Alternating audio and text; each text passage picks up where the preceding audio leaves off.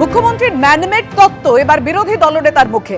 আনন্দপুরে অগ্নিকাণ্ডে ম্যানমেড বিপর্যয়, সরব হয়েছেন শুভেন্দু অধিকারী। সোশ্যাল মিডিয়ায় পোস্ট করেছেন তিনি, এটা স্রেফ দুর্ঘটনা নয়, মমতা বন্দ্যোপাধ্যায় সরকারের গাফিলতি ও ব্যর্থতার পরিণাম। আনন্দপুরে জলাজমি বুঝিয়ে ব্যাঙের ছাতার মতো গজে উঠেছে কারখানা, কোনো নজরদারি নেই, কোনো নিয়ম মানা হয় না। তালাবদ্ধ গুদামে আটকে পড়েছিলেন অনেকেই, কোনো পালানোর পথ ছিল না। ৩০ ঘন্টা পর ঘটনাস্থলে যান দমকল মন্ত্রী। আনন্দপুরে অগ্নিকাণ্ড নিয়ে সোশ্যাল মিডিয়ায় এভাবেই সরব হয়েছেন বিরোধী দলনেতা শুভেন্দু অধিকারী।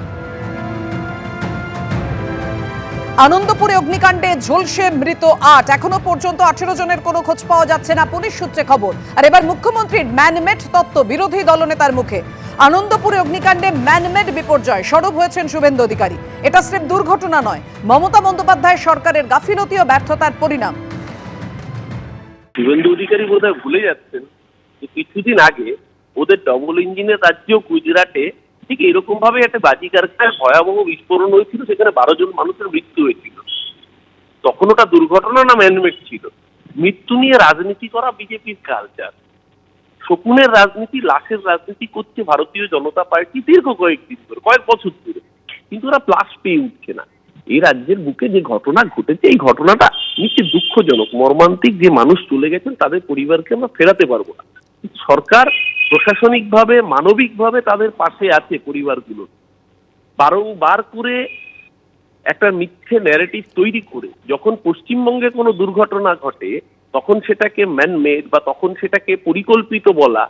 আর কদিন আগে আমরা দেখেছিলাম দেশের প্রধানমন্ত্রী নরেন্দ্র মোদী, তিনি কোস্তা উড়ালপুল যখন ভেঙে পড়েছিল বিধানসভা নির্বাচনের আগে, তখন বলেছিলেন অ্যাক্ট অফ গড। আর আজকে ভারতবর্ষের মানুষ দেখলো যে লোকসভা নির্বাচনের আগে একের পর এক উড়ালপুল ডাবল ইঞ্জিন শাসিত রাজ্যে ভেঙে পড়লো, তখন মানুষ জিজ্ঞাসা করেছিল যে ওটা অ্যাক্ট অফ গড না অ্যাক্ট অফ ফ্রড। যে ঘটনা ঘটেছে আনন্দপুরে, এই ঘটনা দুঃখজনক। এই ঘটনার পূর্ণাঙ্গ তদন্ত হচ্ছে, ইতিমধ্যেই ফরেন্সিকের টিম পৌঁছে গিয়েছে, তারা এভিডেন্স কালেক্ট করেছে।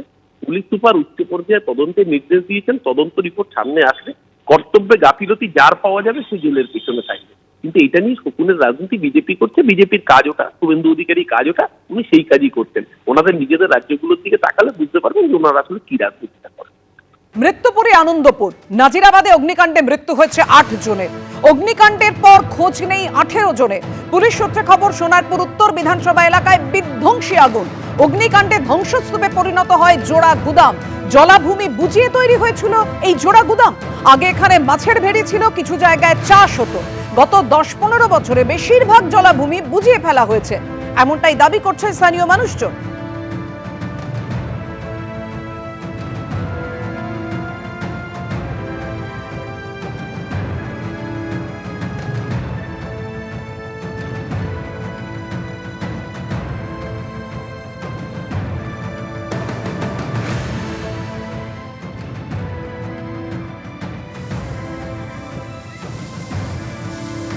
আনন্দপুরে এখন স্বজন হারানোর হাহাকার।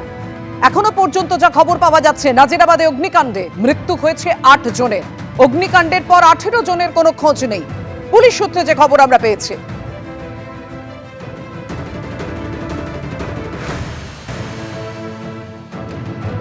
দেখতে পাচ্ছি পুরসভার তরফ থেকে একটা উদ্যোগ নেওয়া হয়েছে। আমার সহকর্মী অভিজিৎ দত্তকে দেখাতে বলবো, এইখানে যে লোহা আছে যেগুলো ঝুঁকিপূর্ণভাবে ঝুলে আছে বিভিন্ন জায়গায়, এই অগ্নিদগ্ধ যে গুদাম, সেই লোহা কাটার জন্য তাদের যে উদ্যোগ, সেই পদক্ষেপ তারা ইতিমধ্যে শুরু করেছেন। গ্যাস কাটিং মেশিন ইত্যাদি তারা আনছেন যাতে এই জায়গাটা অনেকটা সুরক্ষিত করা যায়। এবং আমরা যেখানে বেরিয়ে আসছি ঠিক সেই জায়গাটায় দেখতে পাচ্ছ এই মুহূর্তে ফরেন্সিকের যারা আধিকারিক তারা এসছেন, তারা জায়গাটাকে স্যানিটাইজ করে রাখছেন যাতে সেখানে বাইরের কেউ না আসে। এবং আমরা ধীরে ধীরে সেই জায়গাটা দিয়েই যাচ্ছি, কারণ বাইরে থেকে তারা এসছেন মূলত এই জায়গাটাতেই।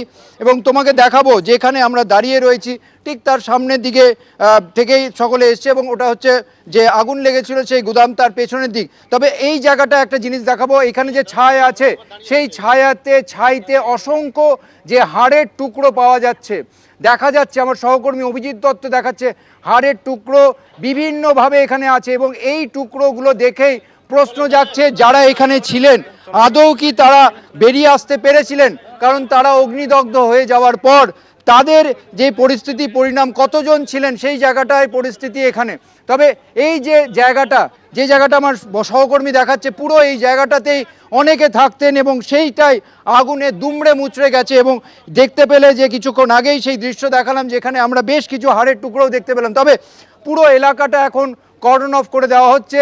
তবে আগুনের যে কি অভিঘাত ছিল সেই জায়গাটা তোমরা দেখতে পাচ্ছ।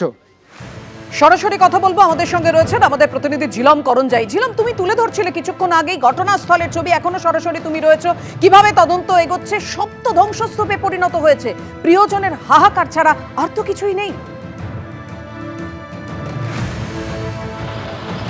একদমই সব ধ্বংসস্তূপে পরিণত হলেও তার মধ্যে থেকেই তথ্য সংগ্রহ করে এই আগুন কিভাবে লেগেছে, কোথা থেকে ছড়িয়েছে সেই যে চিত্র সেটা তৈরি করার চেষ্টা করছেন ফরেন্সিকের যারা সায়েন্টিস্ট যারা এসেছিলেন এখানে। আমরা যেখানে দাঁড়িয়ে রয়েছি ঠিক তার পেছন দিকে দেখতে পাচ্ছ এই পুরো গুদামটা, একটা নয় দুটো গুদাম, ডেকোরেটরসের দুটো গুদাম, এবং তার সামনে তুমি দেখতে পাচ্ছ যে কালো বাড়িটা সেটা হচ্ছে একটি গুদামের অফিস ঘর ছিল, এবং তার পাশে যে ফুড চেইন তাদের গুদাম, এবং তার প্রবেশ পথটায় আমরা রয়েছি। এইখানে ডেকোরেটরসের যে দুটো গুদাম ছিল, দুই ব্যক্তির এটা মালিকানা, এবং সেখানে কি পরিমাণ ভয়াবহ ধ্বংসলীলা চলেছে সেটা দেখে বোঝা যাচ্ছে। এবং এইখানেই ফরেন্সিকের বিশেষজ্ঞরা তারা এসছিলেন, এবং তারা আমরা দেখলাম কিছুক্ষণ আগে এখানে যারা আছেন তাদের সঙ্গে কথা বললেন। এই ডান দিকে যে সাদা বাড়ি আছে সেই বাড়িতে যারা ছিলেন তাদের সঙ্গে কথা বললেন। এই গুদামের যারা আধিকারিক তাদের সঙ্গে খোঁজ নেওয়া হচ্ছে পুলিশের পক্ষে জানা যাচ্ছে, এবং সেখান থেকে তারা নমুনা সংগ্রহ করলেন। নমুনা সংগ্রহ করে আমরা কিছুক্ষণ আগে দেখলাম একদল ফরেন্সিক যারা বিশেষজ্ঞ তারা বেরিয়ে গেলেন। অন্যদিকে যে ফুড চেইনের যে আধিকারিক, একজন শীর্ষ আধিকারিক তিনিও এসেছিলেন, তিনিও ফরেন্সিক বিশেষজ্ঞদের সঙ্গে কথা বললেন, পুলিশের সঙ্গে কথা বললেন। মোটের ওপর আগুন কিভাবে লেগেছে, কিভাবে ছড়িয়েছে সেই বিষয়টাই একটা চিত্র তৈরি করার চেষ্টা করছেন ফরেন্সিক বিশেষজ্ঞরা। আর অন্যদিকে এখানে যে দৃশ্য আমরা দেখতে পাচ্ছি, বহু মানুষ অপেক্ষা করছেন তাদের প্রিয়জনদের খোঁজ নিতে। তারা বারবার দাঁড়িয়ে এটাই জানতে চাইছেন যে এখানে তাদের প্রিয়জনদের কোনো খোঁজ কি মিলবে।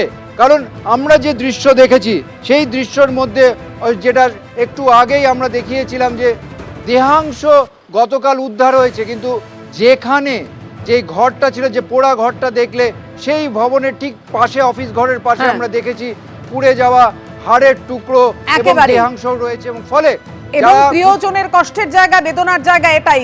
তুমি আমাদের সঙ্গে থাকো ঝিলম। এবিপি আনন্দ, এগিয়ে থাকে, এগিয়ে রাখে।